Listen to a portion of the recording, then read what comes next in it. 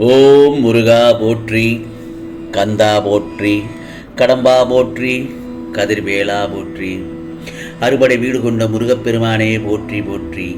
என் செல்லப்பிள்ளையே, அவசர செய்தி, அவசிய செய்தி.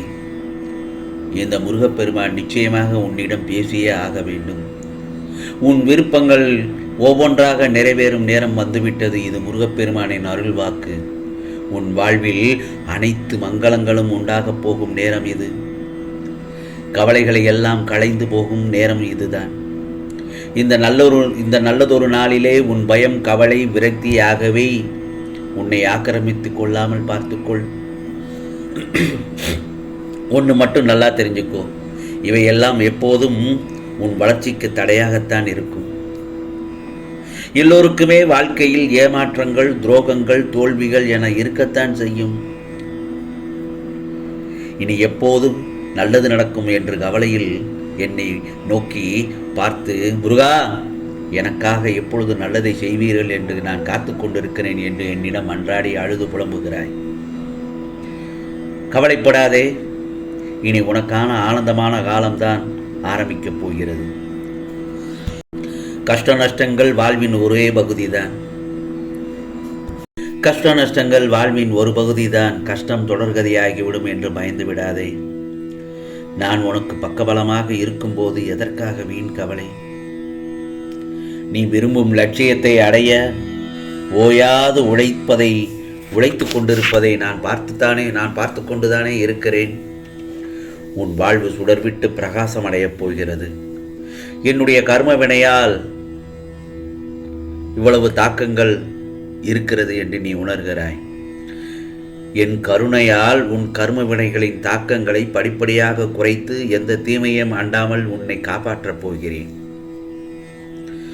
இனி உன் வாழ்வில் நன்றாக இருப்பாய். விரைவில் உன் வேண்டுதல்கள் எல்லாம் ஒவ்வொன்றாக நிறைவேறும்.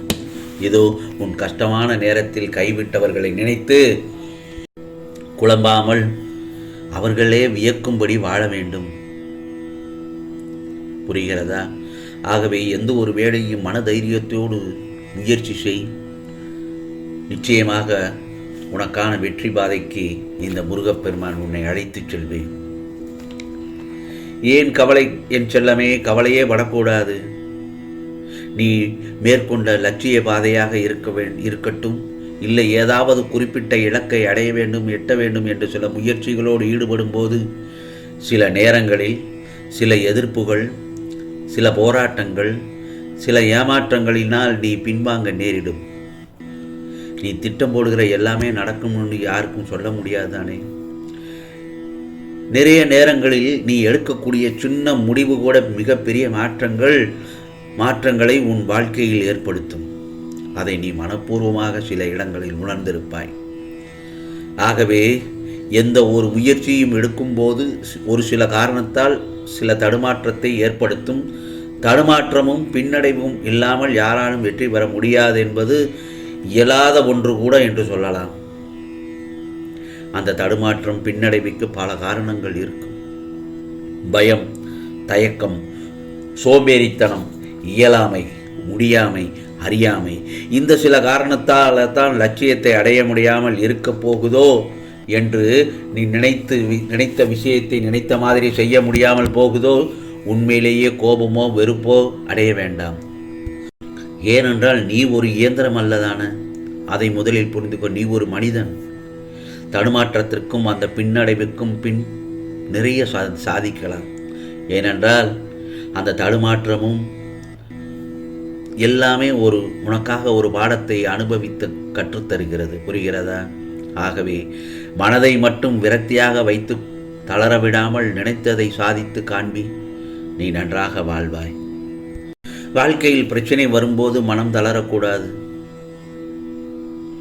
யாருக்குத்தான் பிரச்சனை இல்லை? நான் சொல்வதை முழுவதுமாக கேட்டு நிமிர்ந்து துணிந்தில்லை. பிறகு உன்னிடம் இருந்து ஒன்று போய்விட்டது என்றால் மனம் தளரக்கூடாது. உன் மனதிடமே சொல்லு, போனது போகட்டும், இனி ஆக வேண்டியதை யோசிப்போம் என்று மனதிடம் நீ சொல். இன்னும் முன்னேற வேலையை நாம் பார்ப்போம் என்று உன் மனதிடம் சொல். ஏதாவது பிரச்சனை வந்தால் இதோ முடிந்ததே, நமக்கு கைகால் இருக்க உழைத்து எல்லாவற்றையும் அடைவோம் என்றும் கூறு. உன் மனம் நிச்சயம் ஆறுதல் படும். ஏனென்றால் உன் மனம் உன் பேச்சை தான் கேட்கும். மற்றவர்கள் கூறுவதை அந்த நிமிடம் மட்டும் வேண்டுமானாலும் கேட்கலாம். ஆனால் உன்னுடைய மனமோ உன் பேச்சை மட்டும்தான் கேட்கும். புரிகிறதா? வாழ்க்கையில் இவ்வளவு நாட்கள் தூங்கியது போலவே இருந்து விட்டோமே என்று நினைத்தால் உன் மனம் இனிமேலாவது எல்லா முயற்சியும் எடுப்போம் என்று கூறு. உன் மனதிடம் சொல், எல்லாம் கண்டிப்பாக மாறும் என்று. உன் மனதை தைரியப்படுத்து. நடந்ததை எண்ணி வருந்தாமல் நாம் இனி முன்னேறுவதற்கு என்ன வழி என்று உன் மனதை யோசிக்கச் சொல். நிச்சயமாக நீ முன்னேறி விடுவாய். நான் சொன்ன வழியை உன் மனதிடம் கூறு. உன் மனம் ஆறுதலாக இருக்கும். தளர்ந்து போகாதே. வீழ்வது கேவலம் அல்ல என் செல்லமே, வீழ்ந்து கிடப்பதுதான் கேவலம். எழுந்திரு, எழுந்திரு. உன்னால் முடியும். சுலபமாக எழ முடியும். உன்னால் அந்த சக்தியும் அந்த முயற்சியும் உன்னிடம் இருக்கிறது, நிறைய இருக்கிறது. அதை தெரிந்துதானே உன்னிடம் நான் இந்த வார்த்தையை சொல்கிறேன். ஆகவே அந்த முயற்சியும் உன்னிடம் இருக்கிறது. உன்னிடம் எழுந்திருக்கக்கூடிய அந்த பலமும் இருக்கிறது. ஆகவே உன்னுடைய செயலை நீ செய்து கொண்டே இரு. அதன் பலனை நான் உனக்கு அள்ளித் தருகிறேன். வாழ்க்கையில் கஷ்டப்படுகிற மாதிரி தான் இருக்கும். ஆனால் உனக்கு எந்த கஷ்டத்தையும் நிரந்தரமாக வரவிட மாட்டேன் என்று உனக்கு தெரியாதா? நாள் கிழமையெல்லாம் மாறிக்கொண்டே இருக்கிறது. முருகா, எனக்கு மட்டும் கஷ்டம் மட்டும் மாறவே இல்லை என்று யோசிக்கிறாய். ஏன்? பலமுறை சொல்லியிருக்கிறேன், வாழ்க்கை எல்லாம் மாறத்தான் செய்யும். ஆகவே தெளிவுடன் இரு, விரிவாக யோசி, எல்லாம் மாறும். கவலை ஒன்றும் யாருக்கும் நிரந்தரமில்லை. எல்லாமே நன்மைக்கே நடக்கிறது. எதுவும் உன்னை கவலைப்படுத்த வேண்டும் என்பதற்காக நடக்கவில்லை. எல்லாம் சரியாக நடக்கிறது. மனம் தளராதே.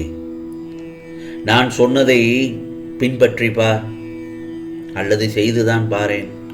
உன் வேதனைகளும் மன குமுறல்களும் நிச்சயமாக குறையும். பிறகு மகிழ்ச்சி பெருகும். புரிகிறதா?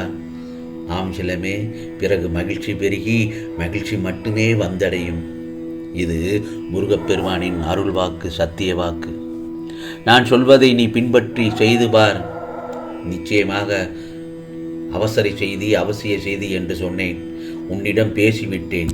நிச்சயமாக உன் விருப்பங்கள் எல்லாம் ஒவ்வொன்றாக இந்த முருகப்பெருமான் நிறைவேற்றி தருவேன். இது என்னுடைய வாக்கல்ல, சத்திய வாக்கு. ஓம் முருகா சரணம். ஓம் முருகா சரணம். ஓம் முருகா சரணம் சரணம்.